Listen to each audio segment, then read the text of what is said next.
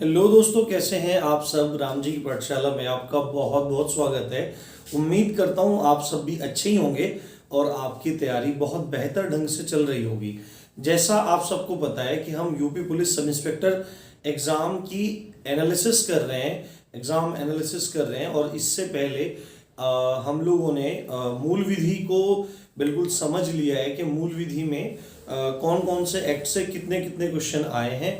उसके बाद हमने मैथ्स को समझ लिया है, साथ में उसकी रणनीति को देख लिया है और उसके साथ में ही हमने हिंदी को भी देख लिया है। अगर आपने वो तीनों वीडियो नहीं देखी हैं तो मैं UP police sub inspector exam analysis से एक प्लेलिस्ट बना के उसका लिंक आपको यहाँ पे दे दूंगा, आप आराम से देख सकते हैं। तो आज जो नंबर है वो है जीएस का। देखो, आपको सबको पता होगा कि जो यूपी पुलिस का एग्जाम हुआ था 2017 में, उसमें 4 सेक्शन पूछे गए थे, जिसमें एक मैथ्स का था जिसमें 40 क्वेश्चन थे, हिंदी में 40 क्वेश्चन थे, दूसरा सेक्शन था, तीसरा सेक्शन था आपका मूल विधि, संविधान और जीएसजी के, इसमें 40 क्वेश्चन थे, और चौथा सेक्शन था आपका रीजनिंग और अभिरुचि का। तो आज आपके लिए मैं लेके उपस्थित हूं कि जो जीएस वाला मूल विधि और संविधान का सेक्शन था उससे कितने कितने क्वेश्चन पूछे गए थे। साथ में आपको मैं ये बताने वाला हूं कि आपको फिलहाल किन चीजों पे फोकस करना चाहिए जिससे आप इस हर्डल को, इस बाधा को पार कर सकें। देखो, लास्ट टाइम हर सब्जेक्ट में, हर पोर्शन में 50-50% मार्क्स करने जरूरी थे, 50% क्वेश्चन करने जरूरी थे, यानी 40 क्वेश्चन थे तो 20-20 करना जरूरी थे।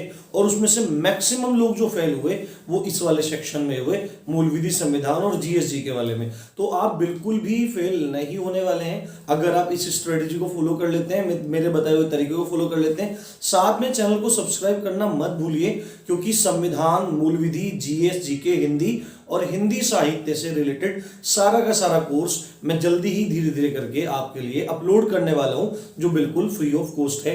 तो चलिए शुरू करें।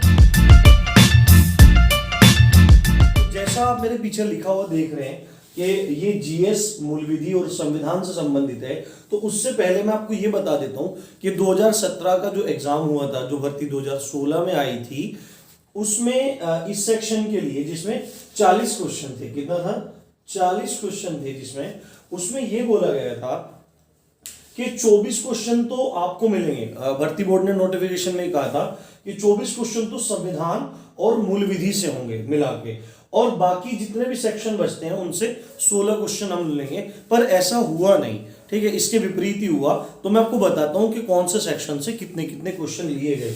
तो देखो, जो संविधान है, जिसको आप पॉलिटी कह रहे हो, जिसको आप कॉन्स्टिट्यूशन कह रहे हो, उससे 8 से 10 प्रश्न आए, और जो प्रश्न थे वो ना तो बहुत ज्यादा इजी थे और ना बहुत ज्यादा टफ थे। अगर आपने एक मोटी मोटी पढ़ाई पूरे संविधान की पढ़ी हुई है, संविधान को सरसरी निगाह से देखा हुआ है, बार बार आपका रिवीजन किया हुआ है, तो आपके क्वेश्चन इजीली सॉल्व हो जाएंगे, कोई इतनी बड़ी बात नहीं है, और लोगों के हुए भी हैं। साथ में मूल विधि से भी 8 से 10 प्रश्न आए थे। तो आप कह सकते हो कि 16 से 20 क्वेश्चन आए थे, पूरे 24 नहीं आए थे, किसी में थोड़े कम हो गए थे, किसी में ज्यादा हो गए थे। तो आप ऑन एन एवरेज मान सकते हो तो 16 से 20 के बीच में क्वेश्चन आए थे। और जो मूल विधि थी उसमें आईपीसी से क्वेश्चन आए थे, डायरेक्टली धाराएं पूछी गई थी, और पहले केस बता के तो उससे संबंधित धाराएं भी पूछी गई थी। डिफरेंट एक्ट से क्वेश्चन आए थे, यातायात से संबंधी नियम, उसके सिंबल आए थे बने हुए कि चिन्ह किस चीज का है। तो इनसे पूरा का पूरा संबंध जो था वो 8 से 10 क्वेश्चन मूल विधि से पूछे गए थे। उसके बाद जो दूसरा सेक्शन शुरू होता है, स्ट्रेटजी को मैं बाद में बताऊंगा। देखो, वैसे मैंने लिख रखा है यहाँ पे कि टारगेट एरिया आपको कौन सा रखना है, इसके बारे में बाद में बात करेंगे कि आप जीएस में बेटर स्कोर कैसे कर सकते हैं कम से कम पढ़ के, तो वो हम अभी देखेंगे। उसके बाद जो इतिहास है, हिस्ट्री है, इससे 3 से 4 क्वेश्चन आए, और मैक्सिमम क्वेश्चन कहां से थे, मॉडर्न हिस्ट्री ऑफ इंडिया से।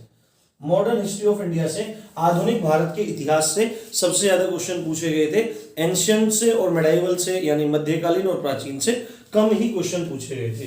भूगोल से 2 से 3 प्रश्न पूछे गए थे, और सबसे ज्यादा जो क्वेश्चन पूछे गए, उसके बाद स्पोर्ट्स से क्वेश्चन पूछे गए, अवार्ड से क्वेश्चन पूछे गए, और डेज से क्वेश्चन पूछे गए। जो इंपॉर्टेंट डेज होते हैं उनसे क्वेश्चन पूछे गए थे। तो इनसे कितने क्वेश्चन, इन तीनों सेक्शन से क्वेश्चन पूछे गए थे, 7 से 8 क्वेश्चन इनसे पूछे गए थे। उसके बाद बुक एंड ऑथर, लेखक एवं पुस्तक, पुस्तक एवं लेखक, इससे 102 प्रश्न पूछे गए थे।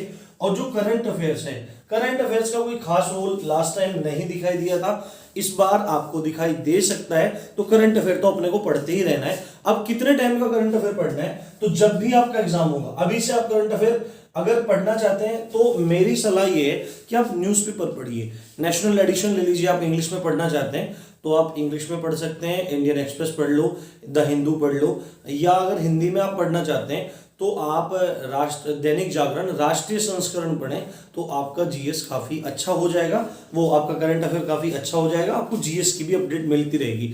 और यदि आप अभी से नहीं पढ़ना चाहते, न्यूज़पेपर नहीं पढ़ना चाहते, तो अभी से मैगजीन्स पढ़ने का कोई लाभ नहीं है, क्योंकि हमको ठीक ठीक से पता ही नहीं है कि एग्जाम कब होने वाला है। ठीक है, ये बात एकदम स्पष्ट है। फॉर्म निकलना अभी हो सकता है कि मार्च में फॉर्म आ जाए, पर अभी देखो जैसे संकेत मिल रहे हैं, मीडिया में भी आ रहा है, मैंने 1-2 वीडियो बनाई थी, तो उनके आधार पे तो लग रहा है कि जल्दी फॉर्म आपको देखने को मिलेंगे। पर भर्ती बोर्ड के मूड का पता नहीं, वो कब फॉर्म देंगे और कब फॉर्म देंगे, कब आपका एग्जाम होगा। तो सीधी सच्ची बात ये है कि आप पिछले 6 महीने का करंट अफेयर करना, जब भी आपका एग्जाम होगा 6 मंथ्स का करंट अफेयर आपको करना है। 6 मंथ्स का जब भी आपका एग्जाम होगा उससे पहले 6 महीनों का कर लो, आपके लिए काफी अच्छा रहने वाला है। यूपी जीके से कोई खास क्वेश्चन नहीं देखे गए थे, किसी किसी शिफ्ट में थे ही नहीं, और थे तो किसी में एक आध कोई इक्का दुक्का ढूंढने से मिल गया था, तो यूपी जीके से क्वेश्चन थे। और साइंस से भी 1 या 2 मैक्सिमम 2 क्वेश्चन देखने को मिले हैं। एक से 2 क्वेश्चन इसमें देखने को मिले हैं। अब देखो इतना ये पूरा का पूरा एनालिसिस था, अब आपको कहां पे फोकस करना चाहिए, क्योंकि पिछली बार तो 50% था, यानी कि 40 क्वेश्चन थे, 40 में से 20 तो पास करने जरूर थे, 50% था, 20 तो करने ही करने थे।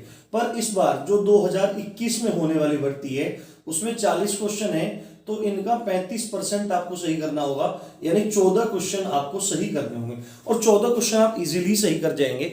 आपको फोकस किस पे करना चाहिए, मैथ पे करना चाहिए, रीजनिंग पे करना चाहिए, और हिंदी पे फोकस करना चाहिए। हिंदी को क्यों मैंने एक स्ट्रेटजी की वीडियो बनाई है, आपने नहीं देखी है तो मैं यहाँ आई बटन में उसका लिंक दे दूंगा, वो जरूर देखना, आपके लिए बहुत ज्यादा बेनिफिशियल वो वीडियो होने वाली है। और 14 क्वेश्चन आराम से करने हैं। तो अगर आप पूरा जीएस भी नहीं पढ़ना चाहते, ठीक है, पूरा जीएस भी नहीं पढ़ना चाहते, तो आप इन 3 सेक्शन पे फोकस करना बस। एक तो आप संविधान को अच्छे से करो, उसके बाद आप मूल विधि को अच्छे से करो, और ये वाला सेक्शन जो है स्पोर्ट्स अवार्ड एंड डे वाला, यानी कि खेल और पुरस्कार और दिवस वाला, पुस्तक लेखक वाला और करंट अफेयर वाला, अगर आप इतने से कर लेंगे तो देखो यहीं से कम 20 क्वेश्चन तो आपके यहीं से हो जाएंगे। आप अगर कुछ भी नहीं करना चाहते तो मूल विधि और संविधान पढ़ के जाइए, तो आपका काम हो सकता है, पर कभी रिस्क नहीं लेना चाहिए, थोड़ा एक्स्ट्रा चीजें ही पढ़ के रखनी चाहिए, एक्स्ट्रा चीजें पढ़ के रखनी चाहिए। तो इस एरिया को आप कवर कर लेना, इसमें से आपको काफी क्वेश्चन मिल जाएंगे।